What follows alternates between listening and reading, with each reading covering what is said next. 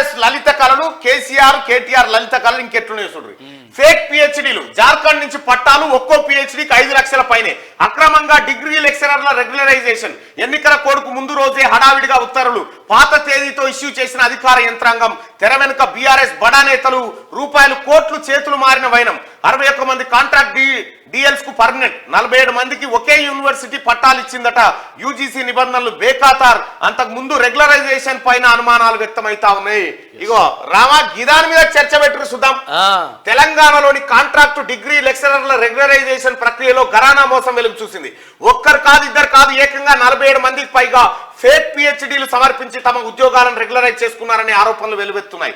అంతేకాదండోయ్, అంగట్లో సరుకుల పిహెచ్డీ పట్టాలతో పాటు తమ రెగ్యులరైజేషన్ కు సైతం డబ్బులు ఇచ్చి కొనుగోలు చేశారు. బీఆర్ఎస్ హయాంలో స్కీముల స్కాములే కాదు, నియామకాలు, నిధులు, నీళ్ల అంశాల్లో జరిగిన బడా స్కామ్లు ఒక్కటొక్కటిగా బహిర్గతమైతా ఉన్నాయి. ఇక్కడ చూడండి ప్రజలారా, డిగ్రీ లెక్చరర్ల రెగ్యులరైజేషన్ ప్రక్రియలో పారదర్శకత పాటించాల్సిన అధికార యంత్రాంగం ఆమ్యామ్యాలకు అలవాటు పడి ఒక్కో డిఎల్ రెగ్యులరైజేషన్ కు ఒక్కో రేటు ఫిక్స్ చేసి భారీ కుంభకోణానికి తెరలేపారు.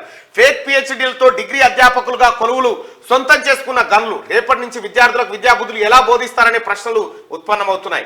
అడ్డదారులో 61 మంది పిహెచ్డీలు. తెలంగాణ అసెంబ్లీ ఎన్నికల నోటిఫికేషన్ విడుదల సమయంలో హడావిడిగా డిగ్రీ లెక్చరర్లను గత బీఆర్ఎస్ ప్రభుత్వం రెగ్యులరైజ్ చేసింది.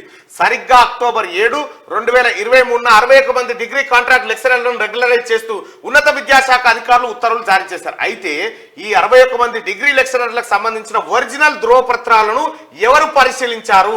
అసలు ఆ డిగ్రీ లెక్చరర్లు ఎక్కడ పిహెచ్డి కంప్లీట్ చేశారు? సదర్ యూనివర్సిటీ నిజంగానే చెల్లుబాటులో ఉందా చూడాలి.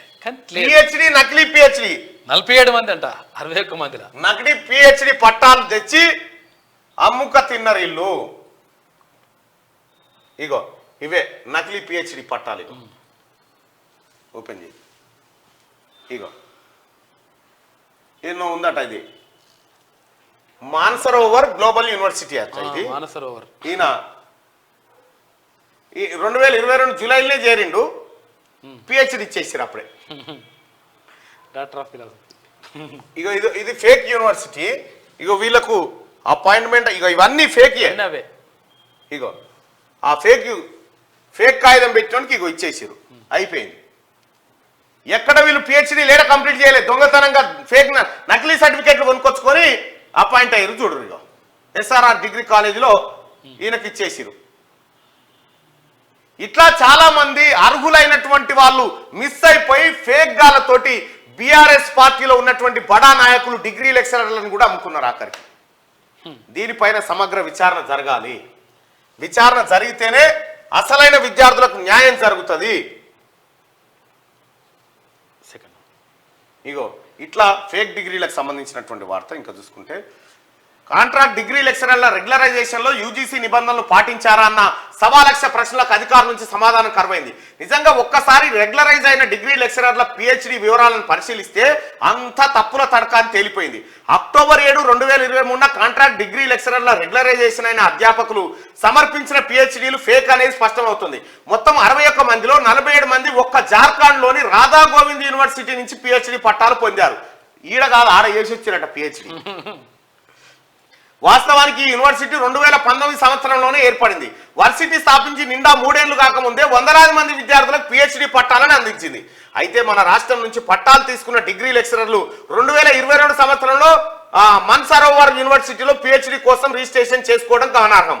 మరి ఒకేసారి 2 యూనివర్సిటీలో పిహెచ్డి ఎలా సాధ్యం అనేది కొసమెరుపు. అది ఒకేసారి 2 యూనివర్సిటీలలో ఓల్డ్ డేట్ తో రెగ్యులరైజేషన్ ప్రొసీడింగ్స్ ఇచ్చిరట. అసెంబ్లీ ఎన్నికల నోటిఫికేషన్ కు ఒక్కరోజు ముందే వరంగల్ జిల్లాలోని సీకేఎం ఎయిడెడ్ కాలేజీని ప్రభుత్వం టేక్ ఓవర్ చేస్తూ ఉత్తర్వులు జారీ చేసింది.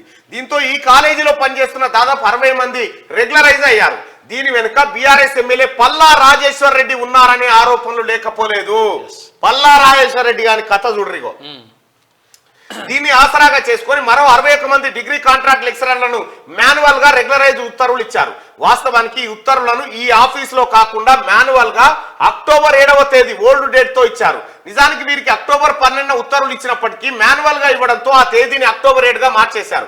ఆన్లైన్ లో ఆర్డర్స్ పంపితే దొరికిపోతామనే ఉద్దేశంతో మాన్యువల్ గా ఆర్డర్లు ఇచ్చారు.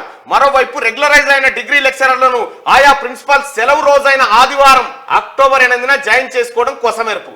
ఇందులో సగం మందికి పైగా కాంట్రాక్ట్ లెక్చరర్లు అక్టోబర్ 7 నుంచి 12వ తేదీ వరకు సెలవుల్లో ఉన్నారు. అంటే ఈ లెక్కన ఈ 5 రోజుల పాటు రెగ్యులరైజేషన్ కోసం లాబింగ్ జరిగినట్టుగా తెలుస్తా ఉంది. ఒరిజినల్ చెక్ చేయరా?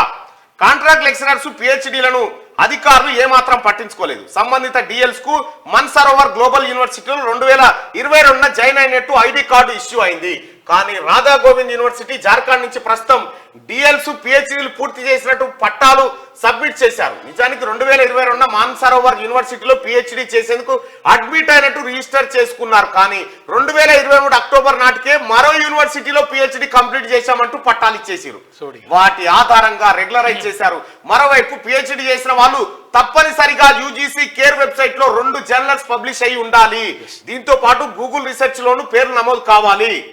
కానీ అవేమీ పాటించలేదు. వాస్తవానికి ఒక యూనివర్సిటీ నుంచి ఒక గైడ్ కేవలం 6 మందికి మాత్రమే పిహెచ్డీలను ఇవ్వాలి. కానీ ఇబ్బడి ముబ్బడిగా కాంట్రాక్ట్ డిఎల్స్ పిహెచ్డీలు తెచ్చుకున్నారు. అసలు వీరికి గైడ్ ఎవరనేది లేదు. ఇంకా గైడ్ కూడా లేకుండా పిహెచ్డీ అవుతారు. గతంలోనూ ఇంతే. 2023లో 280 మంది కాంట్రాక్ట్ డిఎల్స్ ను రెగ్యులరైజ్ చేశారు. నెట్ సెట్ క్వాలిఫై అయ్యి పిహెచ్డీ ఉన్న వాళ్ళను రెగ్యులరైజ్ చేశారు. మిగిలిన వారిలో పిహెచ్డీ రిజిస్ట్రేషన్ ఉన్న వాళ్ళను అవకాశం కల్పిస్తామని, అలాంటి వారు ఉంటే తన దృష్టికి తీసుకురావాలని ఉన్నత విద్యాశాఖ అధికారులు చెప్పారు. దీంతో కొంతమంది డిఎల్స్ పిహెచ్డీలను రాధా గోవింద్ యూనివర్సిటీ నుంచి పిహెచ్డీలను కొనుగోలు చేసి తెచ్చుకున్నారు.